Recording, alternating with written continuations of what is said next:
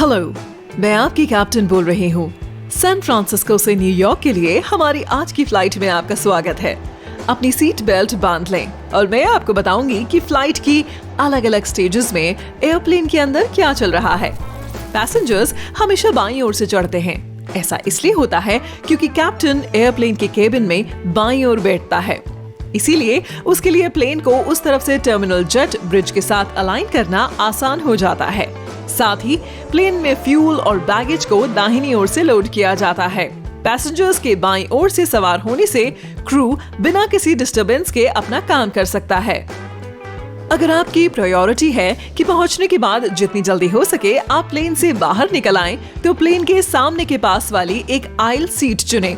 अगर आप सबसे कंफर्टेबल फ्लाइट चाहते हैं तो प्लेन के बीच में एक सीट चुनें, क्योंकि वहां टर्ब्यूलेंस कम महसूस होता है। आराम के लिहाज से वो सीट्स और भी बेहतर ऑप्शन होंगी जो इमरजेंसी एग्जिट के पास हों। उनके पास ज्यादा लेग रूम होता है और आप स्ट्रेच कर सकते हैं। अगर आप प्लेन में सबसे सेफ सीट्स चाहते हैं तो आपके लिए सबसे अच्छा ऑप्शन सबसे पीछे की सीट्स होंगी। एक बार जब आप बैठ जाते हैं तो अपने सबसे पास के इमरजेंसी एग्जिट्स को देख लें। अपनी सीट और इमरजेंसी एग्जिट के बीच की रो के नंबर्स गिन लें। अगर आपको प्लेन से जल्द निकलना पड़े तो ये आपकी जान बचा सकता है। आप आसानी से एग्जिट ढूंढ लेंगे, भले ही चारों ओर अंधेरा हो या आप देख ना पा रहे हो। आप इसे केवल सीटों को छूकर और उनके रो नंबर्स को पार करके कर लेंगे, जिन्हें आप पहले ही गिन चुके हैं। बोर्डिंग पूरी हो गई, अब वक्त है टेक ऑफ के लिए। केबिन क्रू आइल्स में चलते हुए ये देखते हैं कि सभी पैसेंजर्स निर्देशों का पालन कर रहे हैं या नहीं। ठीक है, सभी ने अपनी सीट बेल्ट बांध ली है और विंडो ब्लाइंड्स खुले हैं। बाथरूम में कोई नहीं है और रनवे बिल्कुल साफ है। हम अभी भी क्यों नहीं चल रहे हैं? हम जा सकते हैं। पता चला है कि प्लेन को थोड़ी देर इंतजार करना होगा। ये सब सेफ्टी के बारे में है। जब एक प्लेन उड़ान भरता है तो वह दो पावरफुल फोर्सेस को एक्टिवेट करता है।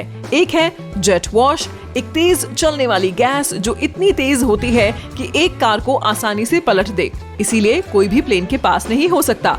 दूसरी फोर्स है विंग टिप वॉर्टिसेस, जो हवा के प्लेन को लिफ्ट करने पर होता है। ये शक्तिशाली रोटेटिंग फोर्सेस दोनों विंग से होते हैं और प्लेन के उड़ान भरने के बाद लगभग 3 मिनट तक हवा में रहते हैं। अगर विंग टिप वॉर्टिसेस की मौजूदगी में कोई दूसरा प्लेन उड़ान भरता है तो पायलट प्लेन पर रोल कंट्रोल खो देगा, प्लेन पलट जाएगा और क्रैश हो जाएगा। इसीलिए पिछले प्लेन के जाने के बाद कम से कम 3 मिनट इंतजार किए बिना किसी भी प्लेन को उड़ान भरने की इजाजत नहीं दी जाती। पायलट के केबिन में वापस चलते हैं। वहाँ 2 लोग हैं, पायलट और को पायलट। अगर पहले पायलट को कुछ हो जाता है तो को पायलट संभाल सकता है। दोनों पायलट अलग अलग खाना खाते हैं, जिससे उनके एक साथ बीमार होने का खतरा कम रहे। जहां पहला पायलट ऑटो पायलट को मॉनिटर और कंट्रोल करता है, वहीं दूसरा कंट्रोल्स की निगरानी करता है। ये कंट्रोल टावर के साथ कम्युनिकेट करता है। साथ ही रूट की अलग अलग स्टेजेस में सेफ्टी स्टैंडर्ड्स को पूरा करने के लिए चेकलिस्ट भी होती है। इसीलिए जब कैप्टन रूट पर फोकस करता है तो को पायलट चेकलिस्ट को पूरा कर सकता है और तय कर सकता है कि सब कुछ प्लान के हिसाब से हो रहा है।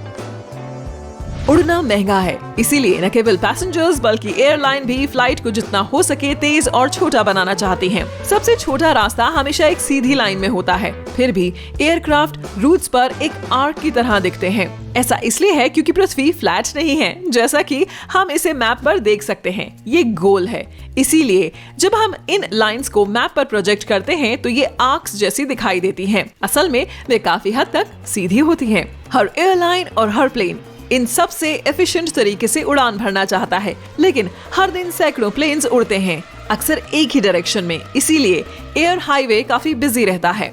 हर एयरप्लेन का रूट डेटा पहले से प्लान्ड होता है और सिस्टम में अपलोड किया जाता है। ये कई होते हैं ताकि पायलट के पास कुछ गलत होने पर या मौसम की स्थिति बदलने पर ऑप्शंस मौजूद रहें।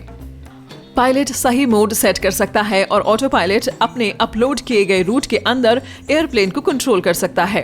एल्टीट्यूड, स्पीड और डायरेक्शन बनाए रख सकता है। इस बीच पायलट्स ऑटो पायलट पर नजर रखते हैं और दूसरे टास्क जैसे कि नेविगेट करना, प्लान बनाने और एयर ट्रैफिक कंट्रोल के साथ कम्युनिकेट करने पर फोकस करते हैं। जमीन पर एयर ट्रैफिक को डिस्पैचर संभालते हैं, जो प्लेन्स की निगरानी करते हैं और ध्यान रखते हैं कि वे एक दूसरे के पास न जाएं। कुछ जगहों पर एयर ट्रैफिक खास तौर से भारी होता है, इसीलिए जब कोई प्लेन एक बिजी जोन में आता है तो उसे एक बहुत ही स्पेसिफिक रूट फॉलो करना पड़ता है। यहाँ फिक्स्ड नेविगेशन एड्स या नेविड्स नाम से स्पेसिफिक पॉइंट्स भी होते हैं। वो जमीन पर मौजूद डिवाइसेस हैं जो एयरक्राफ्ट के लिए आसमान में रेडियो सिग्नल्स भेजते हैं। यहाँ वे पॉइंट्स भी होते हैं जो पृथ्वी पर मौजूद ज्योग्राफिकल पॉइंट्स हैं। वे जीपीएस सिस्टम में लोड होते हैं और एयरक्राफ्ट को उन्हें फॉलो करना होता है। तो ज्यादातर पूरा रूट एक वे पॉइंट से दूसरे तक पहुंचते हुए मंजिल पर जाना होता है। उतरने का वक्त हो गया। आप कंट्रोल पैनल पर प्लेन का एल्टीट्यूड देख सकते हैं। पायलट्स को प्लेन की स्पीड पता होती है, इसीलिए वे कैलकुलेट कर सकते हैं कि डेस्टिनेशन से किस दूरी पर उतरना शुरू करना है। अगर एल्टीट्यूड 27,000 फीट और स्पीड 300 समुद्री मील प्रति घंटा है तो पहली संख्या को दूसरे से डिवाइड करने पर हमें 90 समुद्री मील मिलता है। तो ये वो पॉइंट है जिस पर उन्हें डिसेंट पाथ को बनाए रखने के लिए उतरना शुरू करना होगा। कुछ और बातें भी हैं जिनका ध्यान रखना होगा, जैसे हवा की स्पीड और डायरेक्शन या अनइवन स्पीड ड्रॉप। उतरने के लिए पायलट्स को कंट्रोलर से मंजूरी लेनी होती है। कई बार ट्रैफिक की वजह से वे तुरंत नहीं मिल पाती, तो वे बिना उतरे बस आगे बढ़ते रहते हैं। इसीलिए डिसेंडिंग प्रोफाइल से हट जाते हैं और अप्रूवल मिलने पर लैंड करते हैं। टेक ऑफ और लैंडिंग किसी भी फ्लाइट का सबसे जरूरी और खतरनाक फेज होता है। ऐसा इसलिए है क्योंकि किसी भी समस्या के होने पर पायलट के पास रिएक्ट करने के लिए कम से कम समय और जगह होती है। हवा में भले ही दोनों इंजन काम करना बंद कर दें, प्लेन फौरन गिरने नहीं लगेगा। इसकी बजाय वे आसमान में ग्लाइड करने लगेगा और आगे बढ़ते हुए हर 10 एल्टीट्यूड पर लगभग 1 मील की ऊंचाई खो देगा। इसीलिए पायलट के पास रिएक्ट करने और उतरने की सेफ जगह ढूंढने के लिए लगभग 8 मिनट का समय होगा। अगर टेक ऑफ या लैंडिंग के दौरान कोई इंजन फेल हो जाता है तो पायलट्स के पास केवल कुछ ही सेकंड्स होंगे ये तय करने के लिए कि टेक ऑफ करना चाहिए और हवा में ही प्रॉब्लम से निपटना चाहिए या फ्लाइट कैंसिल कर देनी चाहिए। अगर कुछ होता है तो फ्लाइट कैंसिल करना ही हमेशा एक ऑप्शन नहीं होता। जब प्लेन 100 मील प्रति घंटे की स्पीड तक पहुंचता है तो इसे रनवे के खत्म होने से पहले रोक सकना नामुमकिन सा है और रनवे से उतरना अच्छा नहीं है। सभी की सेफ्टी के लिए फ्लाइट के इन स्टेजेस के लिए कड़े नियम हैं। आपको अपने डिवाइसेस पर एयरप्लेन मोड चालू करना चाहिए, जिससे डिवाइसेस से निकलने वाले सिग्नल्स प्लेन के इलेक्ट्रॉनिक सिस्टम के साथ इंटरफेयर ना करें और रेडियो फ्रीक्वेंसी को ब्लॉक ना करें। अगर आपका फोन स्पीकर के पास है तो आपने शायद अपने सेल्यूलर पर कॉल आने से ठीक पहले स्पीकर में क्लिक की आवाज सुनी होगी। एयर ट्रैफिक कंट्रोल से बात करते हुए पायलट इंस्ट्रक्शंस की जगह ऐसी ही आवाजें सुन सकता है। 1 सेकंड का इंटरफेरेंस भी बहुत कंफ्यूजन पैदा कर सकता है। बस कुछ खास तरह के सेल फोन ये समस्या पैदा कर सकते हैं और ये कई फैक्टर्स का कॉम्बिनेशन है। सेल फोन का टाइप, ये केबिन से कितनी दूर है और कितने सेल फोन एयरप्लेन मोड में नहीं है। केबिन क्रू ये पता नहीं लगा सकता है कि किन पैसेंजर्स ने अपना फोन एयरप्लेन मोड में नहीं डाला है, लेकिन पायलट्स को हमेशा पता चल जाएगा कि कब कई लोगों ने ऐसा नहीं किया।